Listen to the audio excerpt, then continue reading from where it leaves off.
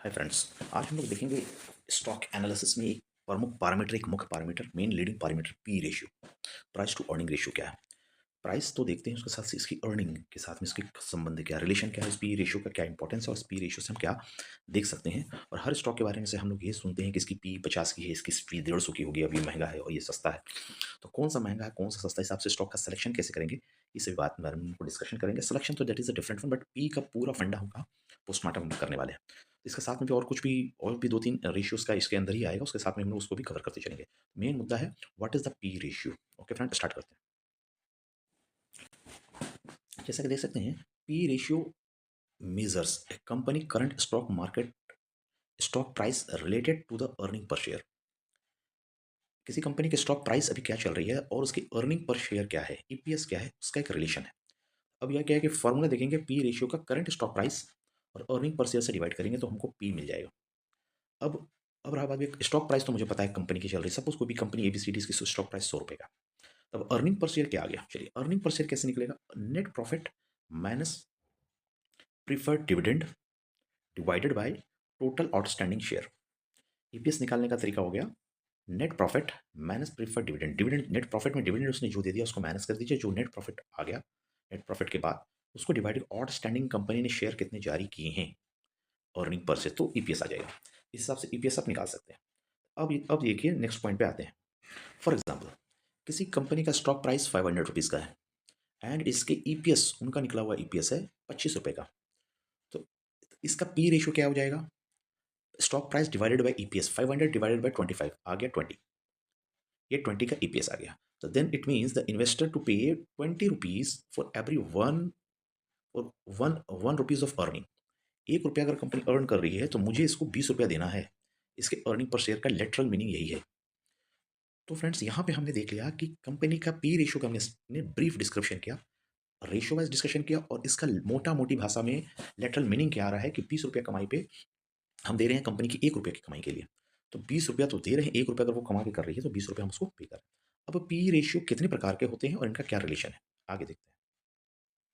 तो P ratio का देखेंगे तो दो तरह के पी रेशियो आते हैं, एक ट्रेलिंग पी रेशियो, एक फॉरवर्डेड पी रेशियो। अभी ट्रेलिंग पी के रेशियो क्या है कि लास्ट 12 मंथ का अर्निंग है एक्चुअल हिस्टोरिकल डेटा के अकॉर्डिंग, वो आपका पास्ट 12 मंथ का, यानी हिस्ट्री जो पी रेशियो दे रहा है 12 मंथ का, वो आपका ट्रेलिंग पी रेशियो हो गया।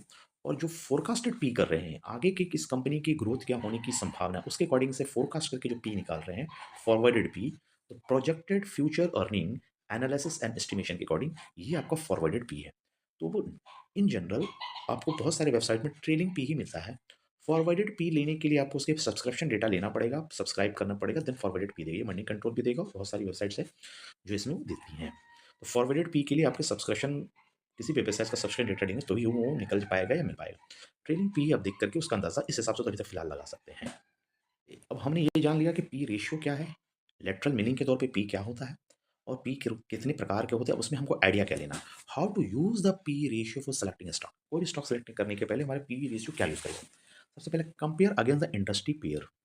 जिस पी रेशियो का को एनालिसिस करना है उसकी कंपनी के इंडस्ट्री के पेयर के साथ में कंपेयर करेंगे। फॉर एग्जाम्पल, किसी कंपनी का पी 30 रुपये का है, किस कंपनी का, टेक कंपनी का, और उसका हम यूटिलिटी, कोई कंपनी यूटिलिटी का काम करती है, वाटर सिस्टम पे काम करती है, वाटर सिस्टम पे काम करती है, उसका पी रेशियो 15 का है, तो हम इसको नहीं बोल सकते हैं टेक कंपनी की पी ज़्यादा है और यूटिलिटी का पी कम है, तो ये नहीं बोल देंगे टेक कंपनी महंगा है, लेकिन इससे ये कंपेरिजन करना गलत है।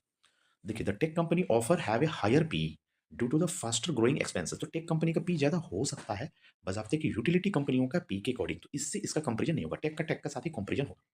पहला पॉइंट क्लियर। अब क्या है, एक्शन क्या लेना है, अगर किसी स्टॉक को हमने पिक किया है और उसकी पी जो है लो पी है, देन द इंडस्ट्री पेयर के अकॉर्डिंग इसका क्या मतलब है।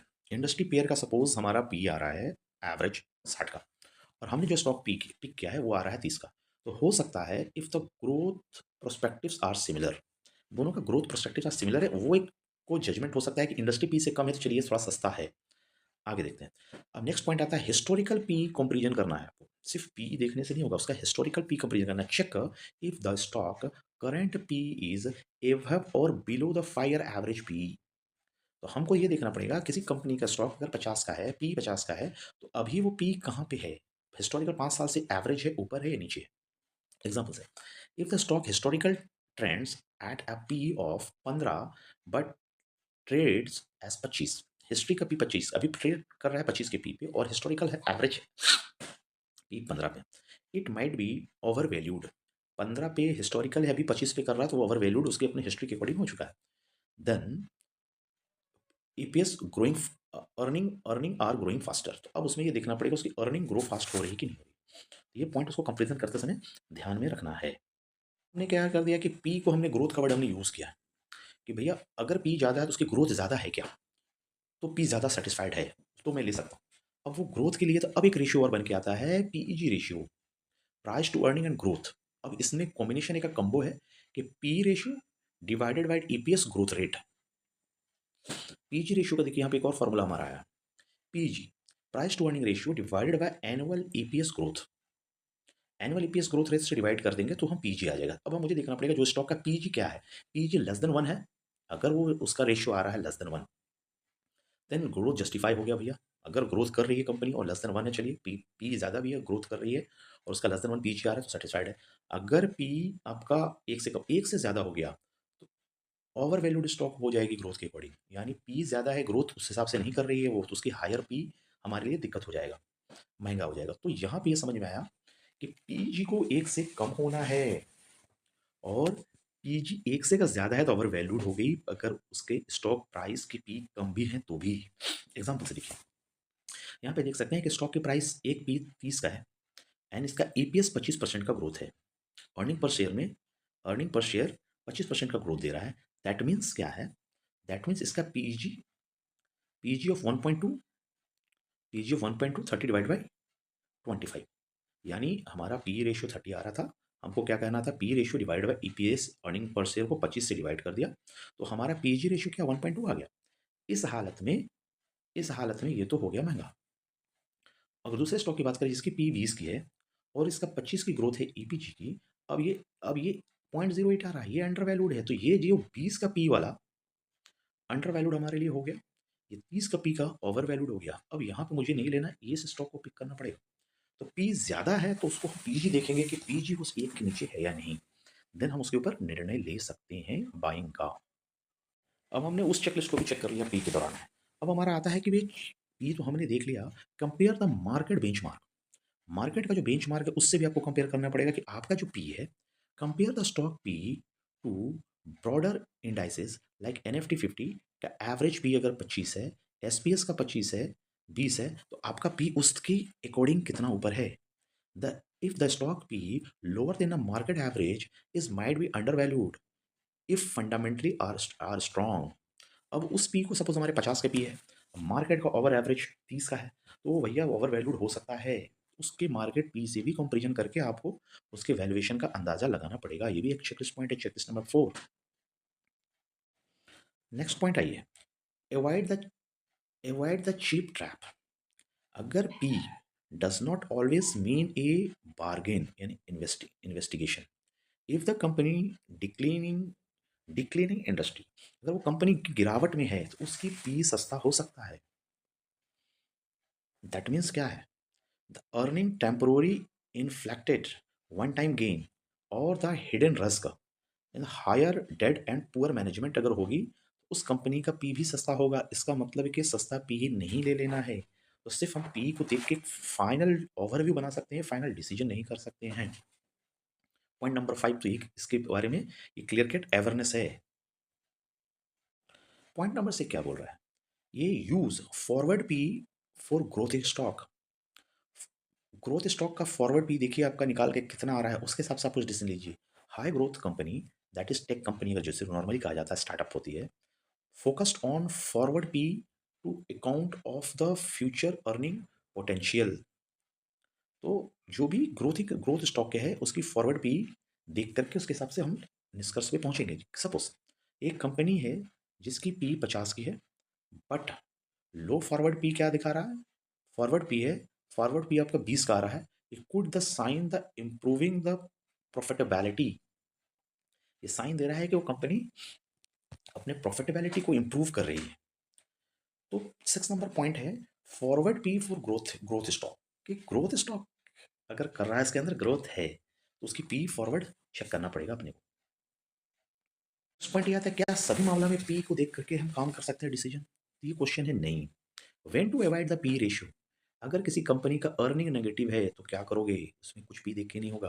पी इज ए, तो company under performing, EPS is negative, तो नेगेटिव को डिवाइड करेंगे प्राइस है तो क्या आना है, जो रेशियो आएगा उससे कोई निष्कर्ष नहीं निकल। नेगेटिव पी वाली कंपनी 200 नेगेटिव, 300 नेगेटिव, 300 माइनस में, जीरो से नीचे वाली कंपनी का पी को लेके कुछ भी हम डिसीजन नहीं ले सकते। सिक्लिकल इंडस्ट्री होगा तो अर्निंग फ्लक्चुएटिंग होगा, and stock sector like a commodity that is steel and oil use with caution. Steel oil वाली कंपनी है, कमोडिटाइज बिजनेस वाली कंपनी है, या सिक्लिकल बिजनेस वाली कंपनी है, तो इस तरीके की अर्निंग फ्लक्चुएटिंग रहती है।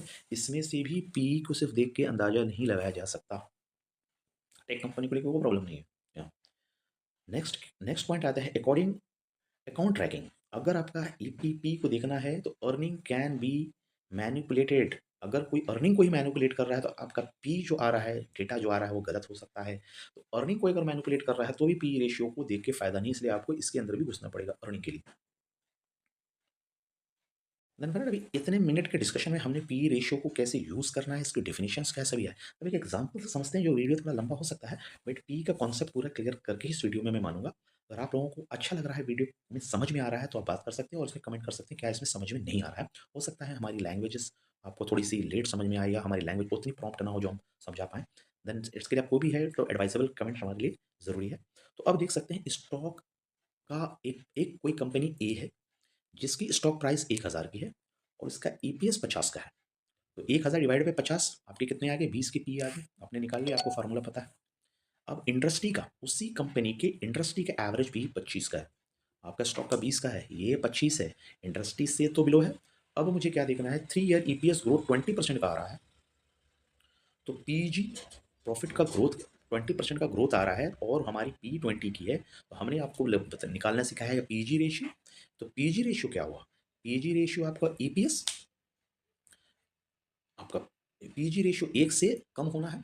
अगर आपका ग्रोथ 20% का है और पी भी 20 है, 20 नल होकर डिवाइडेड बाई 1 आया, तो पीजी रेशियो 1 की हो गई आपकी। अगर पीजी रेशियो 1 की हो गई तो क्या हुआ, वैल्यूएशन ज़्यादा नहीं हुआ, अप्रॉक्सीमेट 1 के से नीचे होना के लिए बताया, 1 आ रहा है, वेल एंड गुड। अब एक कंपनी का पीजी 1 पे आ गया, अब आ जाइए।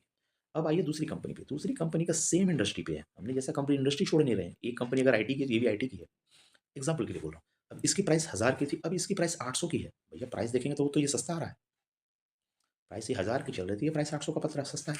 इसका ईपीएस ग्रोथ रेट मुझे दे रहा है 50 की जगह में 40। अर्निंग पर शेयर, एक शेयर में जो अर्निंग आई 40 रुपये की आई, उसमें एक शेयर में 50 की थी।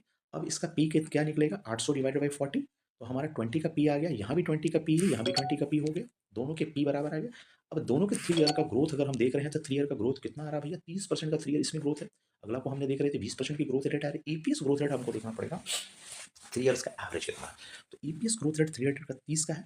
अब हमारा पीजी क्या होगा, कैसे बताया हमने, पी डिवाइडेड बाई ईपीएस। अब 20 डिवाइडेड बाई 30 करेंगे तो हायर साइड नीचे है, तो हमारा 1 से कम हो जाएगा 20 30 करने से।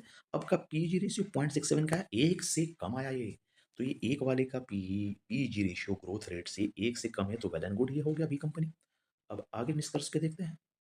अभी एनालिसिस क्या बोल रहे हैं, तो both having the same same P, दोनों का पी सेम है और दोनों का प्राइस अलग अलग है, लेकिन दोनों का ईपीएस अलग है, लेकिन but the company B has a lower PG, इसका पीजी कम है, 1 से कम है, making its more attractive if the growth sustaining.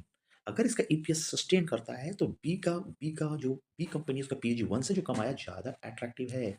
जबकि बी का प्राइस, दोनों का पी हमने सेम देखा, प्राइस बी की 800 रुपये देखी, इसका ईपीएस ज़्यादा दिखा, तो उस हिसाब से बी कंपनी को हम इस एग्जाम्पल से सेलेक्ट कर सकते हैं। पीईजी को भी पकड़ना पड़ेगा। ओके, हम यहाँ कह सकते हैं कि भैया आपने पी पढ़ाना चाह रहे थे, अब आपने ईपीएस को पढ़ा दिया, ईपीएस को पढ़ा रहे थे और आपने पीजी को पढ़ा दिया। अब बोलते हैं पीजी भी इनफ नहीं है, अब आपने दूसरे टूल लेके आए, भैया P is alone not enough, हमारा statement combined it with the other mark metrics.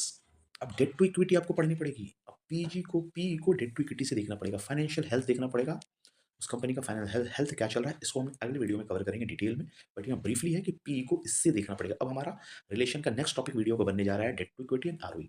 अब हम देखेंगे सिक्वेंसली, हम लोग हर एक वीडियो को कवर करेंगे। अभी देखिए debt to equity, financial health देखिए, आरओई देखिए, कंपनी की परफॉर्मेंस, कंपनी की एफिशिएंसी चेक करना पड़ेगा रिटर्न ऑन इक्विटी से। इक्विटी के ऊपर रिटर्न कितना दे रहा है भाई? फ्री कैश फ्लो है कि नहीं? लिक्विडिटी है कि नहीं? उधार का धंधा कर रहे हैं, कैश में गल्ला में पैसा है या नहीं, ये लिक्विडिटी यहाँ दिखेगी, cash flow.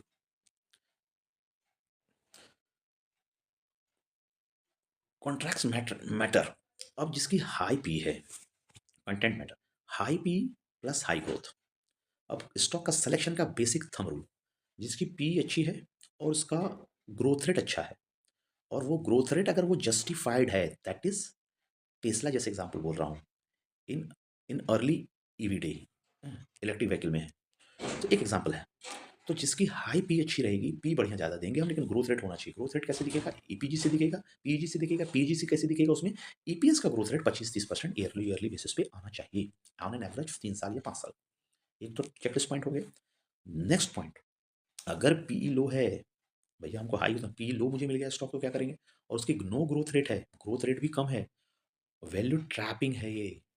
Low low P, low growth rate, value trapping, that is legacy auto market. तो इसमें मुझे नहीं घुसना है कि पी भी कम हो, ग्रोथ रेट भी नहीं कम है, तो हम स्टॉक लेके बैठ के करेंगे क्या? तो हमको स्टॉक देखनी है वैसी स्टॉक जिसकी हमारे चेकलिस्ट के अकॉर्डिंग पी हाई जाए, ग्रोथ हाई जाए, ग्रोथ पी हाई पकड़ने से ग्रोथ को हमको पीजी देखना है, और ईपीएस ग्रोथ देखनी है। इस हिसाब से हम इसका पोजीशन ले सकते हैं। नेक्स्ट पॉइंट ऑफ डिस्कशन क्या है? Qualitative factor. क्वालिटी क्या है? क्वालिटेटिव फैक्टर में हम इसको चेकलिस्ट करना है। मैनेजमेंट क्वालिटी अच्छी होनी चाहिए, कॉम्पिटिटिव एडवांटेज होना चाहिए कंपनी को, कुछ एजेस एडवांटेज मिलना चाहिए, कुछ नया और यूनिक करनी चाहिए, एंड इंडस्ट्री का ट्रेंड देखना है कि जिस इंडस्ट्री की स्टॉक का सिलेक्शन, उसका ट्रेंड किस तरफ जा रहा है। एग्जाम्पल के रूप में ESG शिफ्ट, इसको आप स्टडी कर सकते हैं। ज़्यादा डिटेल में नहीं जाएंगे तो वीडियो और लंबा हो जाएगा। तो नेक्स्ट पॉइंट पे जाते हैं, अवॉइड हार्ड हार्ड मेंटालिटी। अब किसी का लो पी है, stock is not a buy if if the sector is drying, that is कोई फ्यूल का सेक्टर हो, ग्रीन एनर्जी हो, इस तरह का कोई स्टॉक है जिसका पी लो है, लेकिन सारा उसमें ग्रोथ नहीं है, तो उसके में बाई का रिकमेंडेशन नहीं रहेगा। तो फ्रेंड्स, इस पूरे में हमने पी के बारे में पूरा डिस्कशन किया है, और पी रेशियो को कंप्लीट ही हमने इसको पोस्टमार्टम किया है, और चीपेस्ट कहाँ पे कौन स्टॉक है, पी के अकॉर्डिंग कौन सा महंगा है वो भी बताया है। और इस एनालिसिस में हमने पी को भी कवर किया है, पीजी को भी कवर किया है, ईपीएस को भी कवर किया है, और लाइट व्यू में हमने डेट टू इक्विटी रेशियो को भी कवर किया है, सिक्लिकल इंडस्ट्री के बारे में भी बोला है, और नेगेटिव अर्निंग कंपनी के बारे में, कंपनी मैनेजमेंट के चेक के बारे में बोला है, और इसको एग्जांपल्स के भी थ्रू समझाया है। मुझे लगता है इस पी रेशियो के सेशन से आप पी रेशियो कंपनी का निकालना और करना समझ में आ गया होगा। इससे आप सेलेक्ट लो और एक हाई ग्रोथ हाई पी के स्टॉक को सेलेक्ट करना समझे होंगे, जो हमारे इस सेशन का मूल मंत्र है। और इसके थ्रू अगर कुछ भी समझ में, सुनने में दिक्कत हो, इस कमेंट्स करके जरूर इसमें क्वेश्चन पूछ सकते हैं। Okay friends, thank you, bye bye.